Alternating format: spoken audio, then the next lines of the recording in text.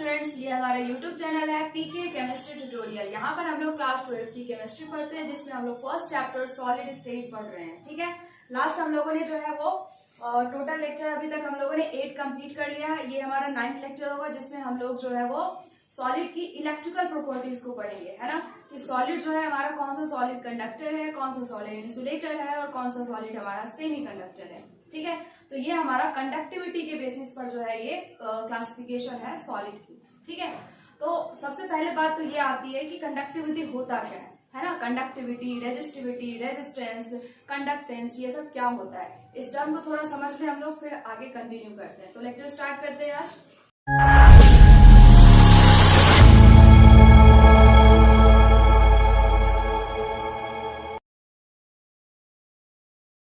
Electrical properties of solid. ठीक है, अगर इलेक्ट्रिकल प्रॉपर्टीज की बेसिस पे पहले हम लोग सॉलिड को डिफाइन करें तो हमारे सॉलिड जो है वो 3 टाइप के हो जाएंगे। कौन कौन से हो जाएंगे बच्चों? First one is conductor, right. Second one is insulator.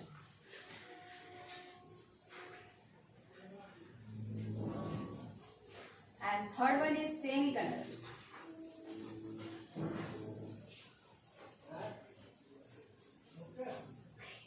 तो कंडक्टर हम लोग क्या समझते हैं बच्चों? जो हमारा इलेक्ट्रिसिटी को अपने अंदर से कंटिन्यू करने के लिए अलाउ करे, जो है हमारा फ्लो करने के लिए अलाउ करे, उसे हम लोग कंडक्टर बोलते हैं। तो फर्स्टली अगर यहाँ पे हम लोग मान लेते हैं कि हमारे पास एक मेटालिक वायर है, ठीक है, जिसको हम लोगों ने एक बैटरी से कनेक्ट कर दिया है। क्लियर है? ये हम लोगों ने इसे बैटरी से कनेक्ट कर दिया है।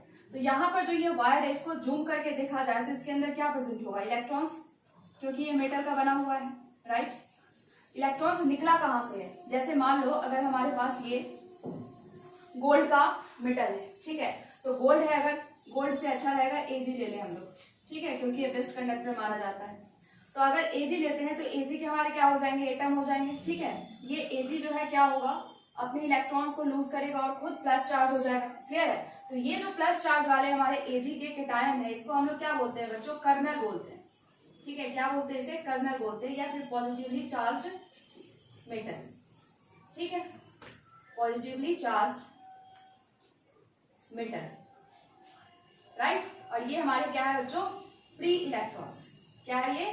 Free electrons. ठीक है, तो यही फ्री इलेक्ट्रॉन्स और एजी प्लस जो है इसके अंदर हमारा फ्लो करता रहता है, मूव करता रहता है। ठीक है, जब हम लोग इसे करंट देते हैं, जैसे ही हम लोग यहाँ से करंट प्रोवाइड कर रहे हैं, यहाँ क्या होगा?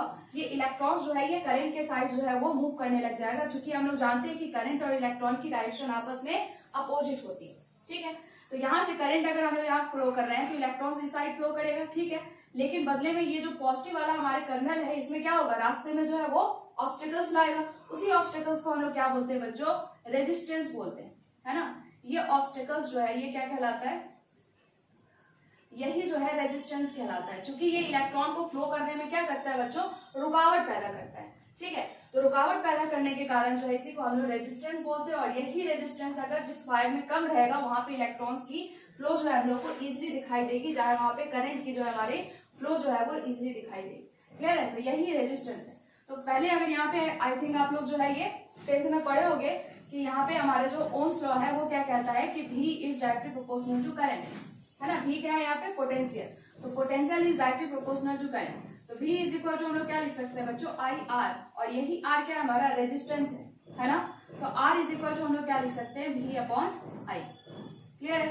लेकिन ये VI हमारा ओम्स लॉ से आया है, लेकिन इसमें हमारे रेजिस्टेंस जो है वो किस चीजों पे डिपेंड करता है? तो ये रेजिस्टेंस हम लोग अगर देखें तो किस पे डिपेंड करता है बच्चों? L पे और A पे। A क्या है बच्चों? ये जो हमारा क्रॉस सेक्शन एरिया है इसे A बोल रहे हैं हम लोग, और ये हमारा क्या है बच्चों? लेंथ है। ठीक है, तो लेंथ और एरिया ऑफ क्रॉस सेक्शन पे हमारा रेजिस्टेंस जो है वो डिपेंड करता है। तो यहाँ पे अगर हम लोग resistance directly proportional to length and inversely proportional to area लिखे तो ये हमारा फॉर्मूला क्या बन जाएगा बच्चों? R is equal to rho L by A। और यहाँ पे रो क्या है? रेजिस्टिविटी। क्लियर? ये क्या है? रेजिस्टिविटी। तो यहाँ पे रो को हम लोग क्या बोल रहे हैं? रेजिस्टिविटी। ये सब आप लोग बहुत डिटेल में जो है वो फिजिक्स में फिर से पढ़ने वाले हो, रेजिस्टिविटी। ठीक है, या इसी को हम लोग बोलते हैं specific resistance. Specific resistance. Clear है? तो ये हो गया। अब यहाँ से हम लोग जो है इसका यूनिट अगर देखें तो आर का यूनिट क्या होता है बच्चों, ओम, है ना। आर रेजिस्टेंस का यूनिट क्या होता है, ओम, क्योंकि ओम्स ने जो है ये लॉ बताया तो उन्हीं पे ये हमारा जो यूनिट है उन्हीं के नाम पे पड़ा है ओम्स, और इसका सिंबल क्या होता है ये, क्लियर है। तो यहाँ से अगर हम लोग रेजिस्टेंस का रेजिस्टिविटी का अगर यहाँ से फॉर्मूला निकाले तो क्या हो जाएगा, क्रॉस मल्टीप्लिकेशन करते हैं resistance into area upon length, clear है। तो resistivity is directly proportional to area and inversely proportional to length. But यहाँ पर अगर हम लोग देखें तो ये रेजिस्टिविटी है, इसका यूनिट क्या हो जाएगा बच्चों, इसका यूनिट अगर हम लोग निकाले तो देखो आर का क्या होता है ओम, एरिया का क्या लिख सकते हैं मीटर स्क्वायर, और लेंथ का क्या हो जाएगा मीटर, 1 मीटर से मीटर, तो यहाँ पे ओम मीटर, क्लियर है। तो ये हो गई रेजिस्टिविटी। नेक्स्ट अगर हम लोग देखें तो ये तो ऑब्स्टेकल्स है रेजिस्टिविटी, ठीक है। और यहीं पर अगर हम लोग कंडक्टेंस देखें तो कंडक्टेंस क्या हो जाता है बच्चों, 1 अपॉन रेजिस्टेंस। उसी तरीके से कंडक्टिविटी जिसको हम लोग कप्पा से डिनोट करते हैं इज इक्वल टू क्या होता है 1 अपॉन रेजिस्टिविटी, ठीक है। और इसी को हम लोग क्या बोलते हैं, कंडक्टिविटी, कंडक्टिविटी, क्लियर है। मतलब कितना जो है वहां पे हमारे करंट्स फ्लो कर रहे हैं उसको हम लोग कंडक्टिविटी बोल सकते हैं। तो इसका जो है हमारा यूनिट क्या हो जाएगा, 1 अपॉन रो है, तो रो का यूनिट क्या होता है 1 अपॉन, यहाँ पे क्या लिख सकते हैं हम लोग ओम मीटर, और इसको ऊपर करें तो क्या हो जाएगा बच्चों ओम इनवर्स मीटर इनवर्स। तो ये हो गया हमारा के का यूनिट, जिसे हम लोग कंडक्टिविटी बोलते हैं। तो कंडक्टिविटी को क्या बोल सकते हैं हम लोग, ohm inverse metre inverse, clear है। तो ये हो गया हमारा कंडक्टिविटी। यही हम लोग इसी के बेसिस पे हम लोग जो है वो सॉलिड को 3 पार्ट में डिवाइड किए हैं, conductor, insulator and semiconductor, clear है। तो यहाँ पे हम लोग को देखना है किसकी कंडक्टिविटी की रेंज कितना है, मतलब कि ये अपने अंदर से इलेक्ट्रॉन को करंट को कितना फ्लो कर सकता है, उसकी रेंज क्या है, कितने हाई रेट में जो है कौन सा फ्लो कर सकता है, उसको अभी हम लोग देखते हैं। तो यहाँ पर देखो कंडक्टर का अगर हम लोग रेंज देखें, कंडक्टिविटी रेंज,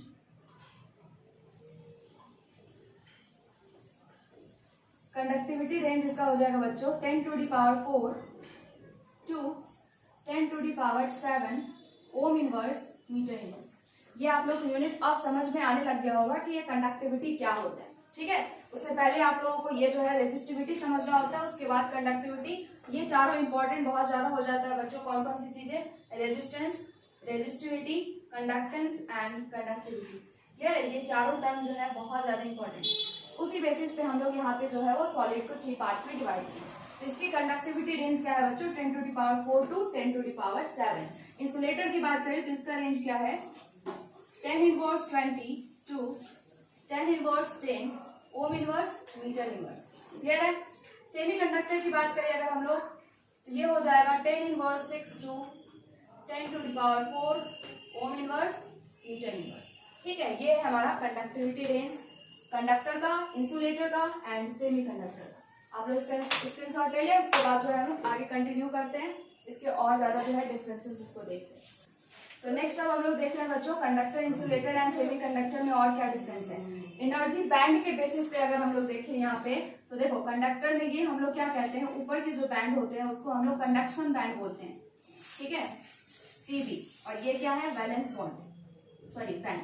तो यहाँ पे ये क्या बैंड होता है, इसका मतलब क्या होता है बच्चों, इसको समझ ले पहले। देखो वैलेंस बैंड जिसमें इलेक्ट्रॉन प्रेजेंट रहता है, बैंड या फील्ड, बैंड या फिर स्पेस लिख लो, space where electrons are present, right, उसे हम लोग वैलेंस बैंड बोलते हैं। कंडक्शन बैंड किसे बोलते हैं,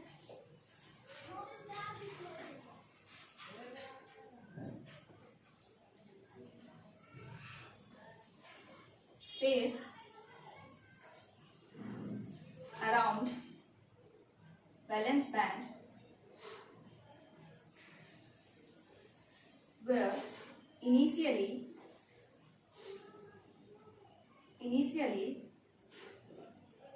no electrons are present, ठीक है। ये हमारा क्या होता है बच्चों वैलेंस बैंड हो गया, नीचे जैसे कि इलेक्ट्रॉन्स इसमें प्रेजेंट है, और ये हमारा क्या है कंडक्शन बैंड जो इसके अराउंड प्रेजेंट है, लेकिन ये स्पेस हमारा एम्प्टी रहता है इनिशियली। जब हमारे इन दोनों के बीच में गैपिंग अगर कम होगा तो हमारा वैलेंस बैंड से इलेक्ट्रॉन इजिली कंडक्शन बैंड में फ्लो हो सकता है। लेकिन ये चीजें हमारे किस में देखने को मिलता है, ये कंडक्टर में देखने को मिलता है कि ये दोनों बैंड आपस में क्या होता है बच्चों, ओवरलैप्ड होता है। ठीक है, क्या होता है, ओवरलैप्ड। यहाँ अगर हम लोग देखें यहाँ पे तो देखो ये कंडक्शन बैंड है और ये हमारा वैलेंस बैंड है।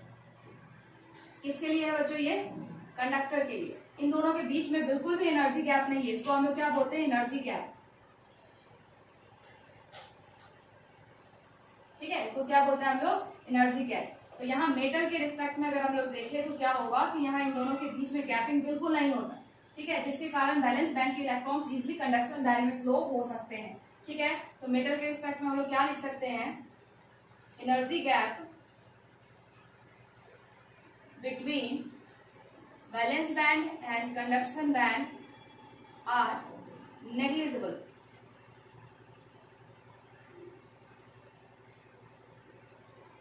ठीक है, या फिर valence band are overlapped with conduction band. ठीक है, so electrons are easily flow from valence band to conduction band. ठीक है, इसी कारण हम लोग देखते हैं कि कंडक्टर में हमें कोई भी इलेक्ट्रिसिटी जो है ये अपने अंदर से अलाउ कर सकता है, क्योंकि इसके इलेक्ट्रॉन्स जो है इजिली वैलेंस बैंड से कंडक्शन बैंड में फ्लो कर सकता है। क्लियर है, तो ये हमारा हो गया क्या, कंडक्टर के रिस्पेक्ट। अब यहाँ पे अगर हम लोग देखें इंसुलेटर में तो यहाँ पर हमारे जो है वो कंडक्शन बैंड है। ठीक है, और यहाँ देखिए अगर हम लोग तो ये है वैलेंस बैंड। इन दोनों के बीच में काफी ज्यादा डिफरेंस होने के कारण कभी भी इलेक्ट्रॉन्स वैलेंस बैंड से कंडक्शन बैंड में फ्लो नहीं कर सकता है। किसके रिस्पेक्ट में, इंसुलेटर के रिस्पेक्ट में। यही रीजन है कि इंसुलेटर अपने अंदर से इलेक्ट्रिसिटी को फ्लो करना अलाउ नहीं करता है। ठीक है, ये क्या है बच्चों, energy gap.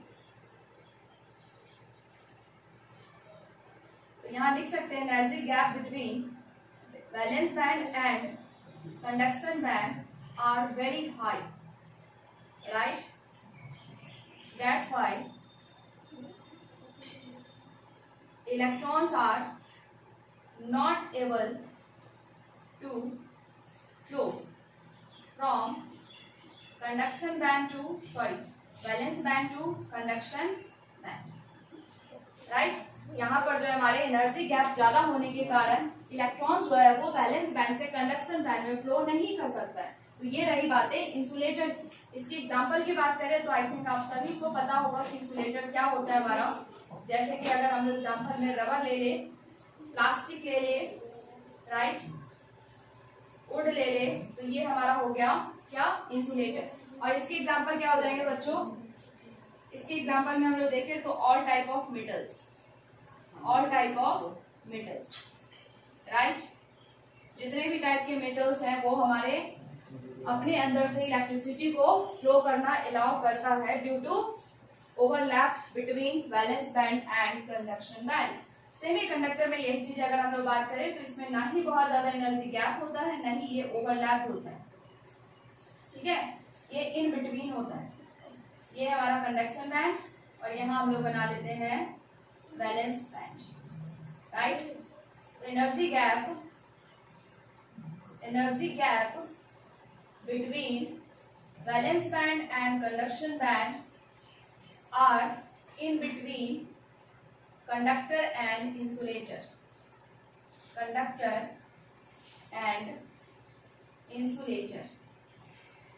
right।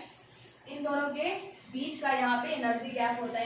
It means कि ना ही ज्यादा ये हमारा हाई होता है, ना ही बहुत ज्यादा लो होता है। ठीक है, इसके कारण अगर हम लोग सेमी कंडक्टर को देखें तो ये अगर ठंडा रहता है, कूल पोजीशन में रहता है, तो ये इंसुलेटर की तरह बिहेव करता है, और इसकी अगर टेम्परेचर बढ़ा दी गई तो ये कंडक्टर की तरह बिहेव करता है। ठीक है, और इसके एग्जाम्पल क्या हो जाएंगे बच्चों, इसके एग्जाम्पल है हमारा मेटलॉइड। मेटलॉइड में भी जो बेस्ट हमारा एग्जाम्पल है वो कौन सा है, वो है हमारा सिलिकॉन एंड जर्मेनियम। ठीक है, जो कि हमारे किस ग्रुप से बिलोंग करता है बच्चों, ग्रुप 14 से। क्लियर है। ग्रुप 14 से हमारा सिलिकॉन एंड जर्मेनियम बिलोंग करता है, जो कि हमारा मेटलॉइड है, और मेटलॉइड को हम लोग इस कैटेगरी में डालते हैं सेमीकंडक्टर की कैटेगरी में। ठीक है, सेमीकंडक्टर को फिर अभी हम लोग थोड़ा डिटेल में पढ़ने वाले हैं कि सेमीकंडक्टर हमारे कितने टाइप का होता है और ये किस बेसिस पे इसके टाइप को हम लोग डिफाइन करने वाले हैं, और इसका जो है डेली यूज में क्या, डेली हम लोग के लाइफ में जो है इसके क्या यूजेस हैं सेमीकंडक्टर के, उसको भी हम लोग देखेंगे। उससे पहले आप इसके स्क्रीनशॉट ले लें। नेक्स्ट अब हम लोग सेमीकंडक्टर देखते हैं बच्चों।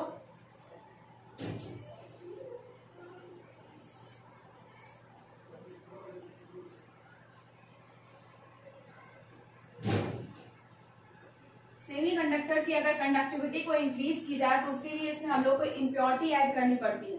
ठीक है, और इम्प्योरिटी के तौर पे हम लोग इसमें क्या ऐड कर सकते हैं, अदर एलिमेंट्स को हम लोग ऐड कर सकते हैं। जैसे कि अगर हम लोग ग्रुप सेमीकंडक्टर के जो हमारे एग्जांपल है वो ग्रुप 14 के एग्जांपल है, तो इसमें अगर हम लोग इलेक्ट्रॉन डेफिशिएंट ग्रुप को अगर ऐड करते हैं जैसे कि ग्रुप 13 को, तो उससे हमारा एक टाइप ऑफ सेमीकंडक्टर बनेगा। और अगर हम लोग इसके हायर जो है इलेक्ट्रॉन रिच अगर एलिमेंट को अगर ऐड करें जैसे कि ग्रुप 15 को, तो उससे हमारा भी एक टाइप का जो है सेमीकंडक्टर यहाँ पे बनेगा। तो उस बेसिस पे हम लोग जो है सेमीकंडक्टर को 2 पार्ट में डिवाइड करते हैं। किस बेसिस पे बच्चों, इम्प्योरिटी के एडिशन के बेसिस पे। ठीक है, और इम्प्योरिटी के एडिशन को हम लोग क्या बोलते हैं, डोपिंग बोलते हैं। ठीक है, तो अगर सेमीकंडक्टर को हम लोगों को इसकी कंडक्टिविटी को इंक्रीज करनी है, to increase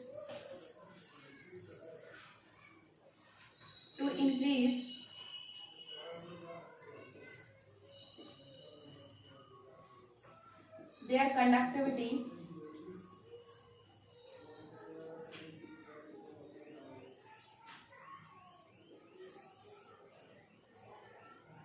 we have to add impurity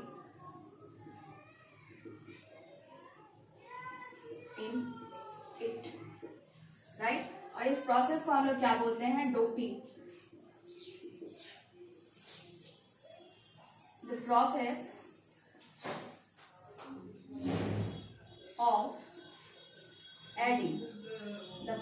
of adding impurity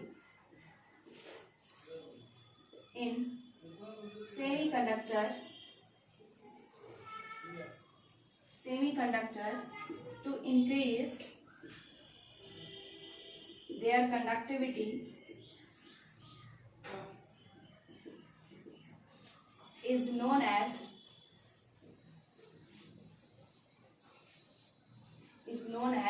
doping, right? तो डोपिंग के बेसिस पे हम लोग सेमीकंडक्टर को कितने पार्ट में डिवाइड कर सकते हैं बच्चों, 2 पार्ट में। ठीक है, 2 type of semiconductor.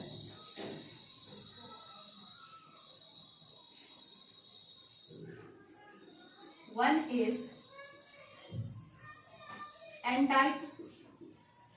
n-type semiconductor and other one is p-type semiconductor.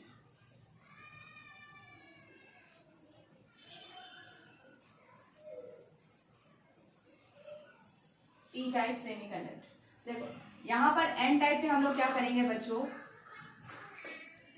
we have to add group 15 elements like phosphorus, arsenic, right, into silicon or germanium to increase their conductivity. देखो अब चूंकि हम लोग ग्रुप 15 को इसमें ऐड कर रहे हैं ग्रुप 14 के साथ, तो यहाँ पे 1 इलेक्ट्रॉन हमारा क्या हो जाएगा, एक्स्ट्रा हो जाएगा। तो यहाँ पे ये हमारा क्या होगा, इलेक्ट्रॉन रिच सेमीकंडक्टर। ठीक है, इलेक्ट्रॉन रिच सेमीकंडक्टर। तो यहाँ पर हम लोग यहाँ देखें तो मेजॉरिटी क्या हो जाएगा, मेजॉरिटी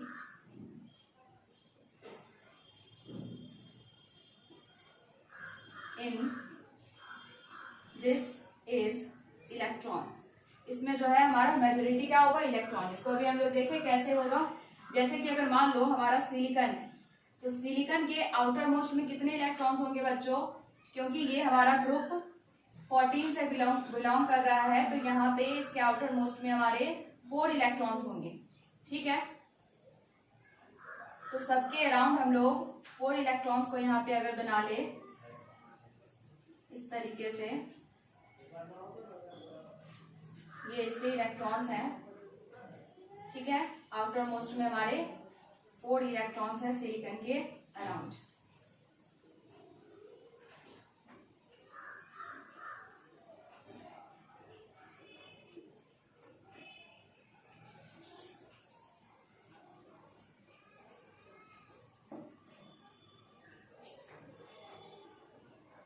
ठीक है, तो ये हो गया हमारा क्या चीज, इंट्रिंसिक सेमीकंडक्टर। इट मींस कि अगर सेम टाइप के हमारे मेटलॉइड से अगर बना हो सेमीकंडक्टर तो उसको इंट्रिंसिक सेमीकंडक्टर बोलते हैं। ठीक, लेकिन अगर डोपिंग किया जा रहा है, इसकी कंडक्टिविटी को इंक्रीज की जा रही है, तो यहाँ से मान लेते हैं हम लोग कि एक सिलिकॉन को यहाँ से हटा देते हैं। ठीक है, और हम लोग कौन सा ऐड करेंगे, या तो फॉस्फोरस या तो आर्सेनिक। तो मान लेते हैं यहाँ पे हम लोग फॉस्फोरस ऐड कर देते हैं। क्योंकि यह फॉस्फोरस हमारा ग्रुप 15 से बिलोंग करता है, तो इसके आउटर मोस्ट में कितने हो जाएंगे बच्चों, 5 इलेक्ट्रॉन्स हो जाएंगे आउटर मोस्ट में। ठीक है, आउटर मोस्ट वैलेंस इलेक्ट्रॉन कितना है, 5। तो यहाँ पे अगर हम लोग इसको 5 बना ले फॉस्फोरस के अराउंड, तो 4 बन गया। एक क्या है यहाँ पे बच्चों, एक्स्ट्रा है। ठीक है, तो यही 1 एक्स्ट्रा इलेक्ट्रॉन के कारण इसकी कंडक्टिविटी इंक्रीज हो जाती है, और इस टाइप के सेमीकंडक्टर को हम लोग एन टाइप ऑफ सेमीकंडक्टर बोलते हैं। ठीक है, ये क्या है, 1, यहाँ पे लिख सकते हैं हम लोग इलेक्ट्रॉन रिच सेमीकंडक्टर।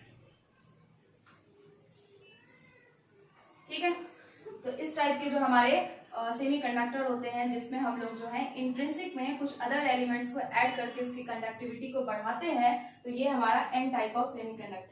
सेम यही चीज अगर पी टाइप में हम लोग देखें, तो पी में हम लोग को क्या करना है बच्चों, चूंकि यहाँ पे इलेक्ट्रॉन्स की डेफिशिएंट होगी, तो डेफिशिएंट अगर हम लोग को ऐसा प्रोनाउंस हो रहा है कि अगर डेफिशिएंट होगी तो फिर इलेक्ट्रॉन कैसे फ्लो करेगा, है कि नहीं। तो इलेक्ट्रॉन यहाँ पे अगर डेफिशिएंट है, तो इसको हम लोग देखेंगे कि ये सेमीकंडक्टर की कैटेगरी में कैसे आ रहा है। तो फर्स्टली पहले यहाँ पे हम लोग इसको डिफाइन कर ले कि पी टाइप सेमीकंडक्टर क्या होता है। We have to add group 13 elements like boron and aluminum, right, in group 14 element like silicon and germanium। ठीक है, बहुत अच्छा सेमीकंडक्टर हमारा सिलिकॉन और जर्मेनियम का बनता है, इसलिए बेस्ट एग्जांपल हम लोग हमेशा सिलिकॉन और जर्मेनियम का लेते हैं। ठीक है, तो मान लेते हैं यहाँ पे हम लोग को कौन सा ऐड करना है, ग्रुप 13 ऐड करना है। ग्रुप 13 के आउटर मोस्ट में कितने इलेक्ट्रॉन्स हो जाएंगे बच्चों, आउटर मोस्ट में 3 electrons. Outer most valence electron is 3। ठीक है, तो यहाँ पे आउटर मोस्ट में 3 है, तो 1 तो इलेक्ट्रॉन यहाँ पे डेफिशिएंट हो जाएगा। पहले इसको बना लेते हैं, फिर चेक करते हैं हम लोग। ठीक है, ये हो गया सिलिकॉन। तो इसके आउटर मोस्ट में तो हमारे 4 इलेक्ट्रॉन्स है, क्योंकि ये हमारे 14 ग्रुप से बिलोंग कर रहा है। ठीक है,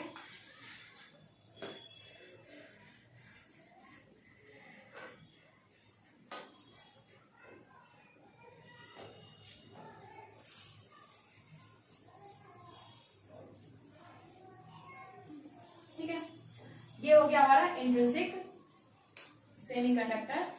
अब इसमें हम लोग को क्या करना है, बोरॉन को ऐड कर देते हैं। ठीक है, तो बोरॉन के आउटर मोस्ट में तो हमारे 3 इलेक्ट्रॉन्स है, तो 3 इलेक्ट्रॉन्स को अगर बना लिया जाए, तो यहाँ पे 1 इलेक्ट्रॉन्स क्या होगा बच्चों, डेफिशिएंट है, और इस पोजीशन को हम लोग क्या बोलते हैं, होल। ठीक है, क्या बोल रहे हैं, होल। तो यहाँ पर किसकी मेजोरिटी हो जाएगी, होल की, क्योंकि अगर हम लोग ग्रुप 13 ऐड कर रहे हैं, तो उसके आउटर मोस्ट में तो 3 इलेक्ट्रॉन्स है, 1 इलेक्ट्रॉन्स हमेशा डेफिशिएंट रहेगा यहाँ पे, इसकी वजह से यहाँ पे क्या क्रिएट होगा, होल क्रिएट होगा। ठीक है, अब ये होल को फिलअप करने के लिए हमारे जो नेबरिंग सिलिकॉन है वो अपनी इलेक्ट्रॉन्स को यहाँ पे भर देगा। ठीक है, तो मान लेते हैं कि यहाँ पे सिलिकॉन का इलेक्ट्रॉन्स आ गया, फिर यहाँ पे वैकेंट हो गया, क्लियर है। तो फिर ये बगल वाला जो है हमारा जो नेबरिंग सिलिकॉन है वो अपने इलेक्ट्रॉन्स देगा। लेकिन इस तरीके से हम लोग क्या देख रहे हैं कि मेजॉरिटी तो होल की है, लेकिन यहाँ पे इलेक्ट्रॉन्स फ्लो कर रहा है वन पोजीशन टू अदर। ठीक है, तो चूंकि इलेक्ट्रॉन्स इसमें फ्लो कर रहा है तो हम लोग कह सकते हैं कि इसकी कंडक्टिविटी इंक्रीज हो गई। तो या तो ग्रुप 13 या तो ग्रुप 15 के साथ हम लोग इसको ऐड करके क्या कर सकते हैं, इसकी कंडक्टिविटी को इंक्रीज कर सकते हैं। ठीक है, तो यहाँ पे ये होल क्रिएट हो गया और ये नेबरिंग जो है हमारे सिलिकॉन उसके होल को कंप्लीट करने के लिए अपने इलेक्ट्रॉन्स की सेटिस्फाई देते हैं। वहां पे जो है यहाँ पर जो है वो सैक्रिफाइस करते हैं अपने इलेक्ट्रॉन्स को और वहां से अपने इलेक्ट्रॉन्स को उस होल को फिलअप करने के लिए उस पोजीशन पे अपना ऑक्यूपाई करते हैं इलेक्ट्रॉन्स। ठीक है, तो यहाँ से होल क्रिएट होता है और इस वजह से यहाँ पे हम लोग देखते हैं कि इलेक्ट्रॉन्स के फ्लो करने से, इलेक्ट्रॉन्स फ्लो की वजह से यहाँ पे हमारा कंडक्टिविटी क्या हो रहा है, इंक्रीज हो रहा है। ठीक है, but majority of p type semiconductor is hole. Right, question अगर आएगा यहाँ पे कि इसमें मेजॉरिटी क्या होता है तो होल बताना, और यहाँ पे मेजॉरिटी क्या होता है तो इलेक्ट्रॉन। ठीक है, तो ये चीजों को याद रखनी है और इसको हम लोग क्या बोलते हैं, पी टाइप सेमीकंडक्टर। तो इसके एग्जांपल क्या हो जाएंगे, ये सिलिकॉन जर्मेनियम के साथ हम लोग को ग्रुप 13 के एलिमेंट्स को ऐड करनी है। तो ये हमारे electrical property of solid complete हो गया बच्चों, आप लोग इसका स्क्रीनशॉट ले लें। तो आज हम लोगों ने इलेक्ट्रिकल प्रॉपर्टीज ऑफ सॉलिड पढ़ा है, ये हमारा सेमीकंडक्टर का टॉपिक कंप्लीट हो गया। नेक्स्ट लेक्चर में हम लोग जो है मैग्नेटिक प्रॉपर्टी ऑफ सॉलिड पढ़ेंगे। आप लोग इसका स्क्रीनशॉट ले चुके हैं, आपको इसका पीडीएफ जो है वो लिंक मिल जाएगा डिस्क्रिप्शन बॉक्स में, वहां से आप लोग जो है इसे देख सकते हो।